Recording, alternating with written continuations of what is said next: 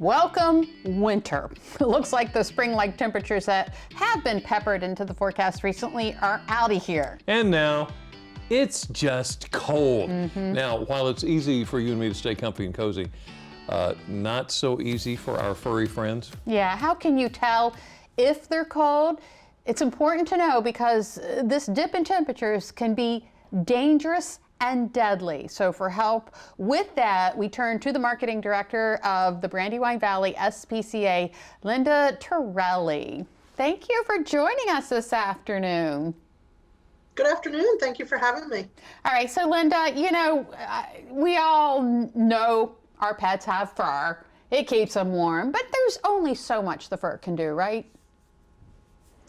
Yeah, I think it's easy for us to think that because our dogs and cats have those beautiful coats that they're equipped for the cold weather. We need to remember that they're family pets that are used to being inside, and even pets that maybe spend a little bit more time outside in the yard playing around. These are extreme temperatures. So you want to keep your walk short. You want to keep the yard time short. Keep in mind their ears, their paws, they can be subjected to frostbite just as easily as we can. So short walks and those cute coats if your dog will wear them. So we still want to go outside, but how can we tell when they are getting too cold? So you want to look for signs similar to what you would look for in a person, but because the fur covers up the skin, you may not notice as much. So if your animals are becoming lethargic, changes in their breathing, and check their skin as well for, check their ears, check their paws. But again, if you're doing short walks, keep them 10, 15, 20 minutes at the longest and keep them moving. It should be fine. If you don't want to be outside for a long period of time, that's a good gauge for how long you need to bring your pet in.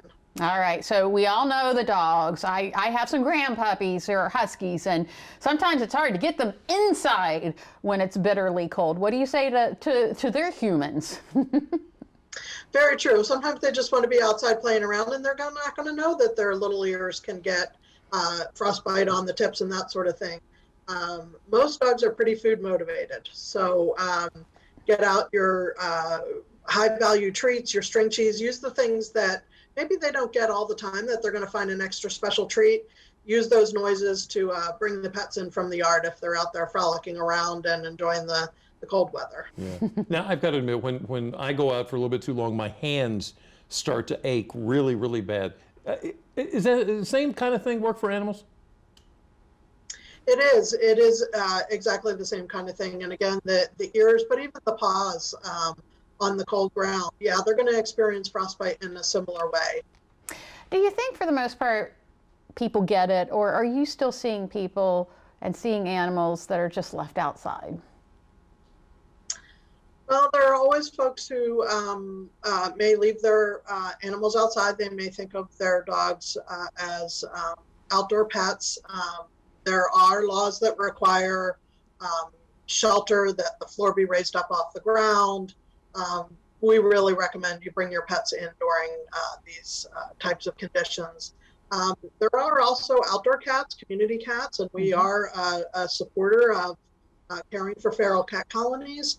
That's another aspect that you want to keep in mind. And those cats, they've been outside, so they've been adjusting to the weather, but you want to make sure they have shelter. And that's a really easy thing to do. If you think of those plastic containers that maybe you just packed up your holiday items in, what you can do is take those, put a styrofoam cooler inside, cut a hole, put in some straw, and it's a terrific outdoor habitat for your outdoor kitties. Oh, wow. So I'm driving down the highway, I guess it was this last bitter little cold snap that we had, and I saw not a cage, it was it certainly wasn't a crate, but it was a boxer, a short-haired boxer, must have been 40 or 50 feet away from the house, in a doghouse, on the ground, and I'm thinking, I'll bet you put him out there because he was barking and you didn't want to listen to it. And I'm looking and I don't see a heat source or anything. So there's something wrong here. What do I do? So always, if you see anything that is unusual or you think might not be right for the pets, don't hesitate. Give a call to the Delaware Office of Animal Welfare. They're the folks who have the officers out in the field who can check up on the pets. And we always encourage people to get involved. Most of the cases of cruelty, neglect come through the community getting involved. But honestly, sometimes people don't realize, they aren't thinking about some of the simple things they can do to change quality of life for their pets. Yeah. So make that phone call. Yeah, and if you live in Maryland, you can call Animal Control. Linda Torelli with the Brandywine Valley SPCA. Thank you so much. It's so good to see you. Nice to be here. Yeah. Thank you so much for having me, and always looking out for the pets. You're quite welcome. We love what we do.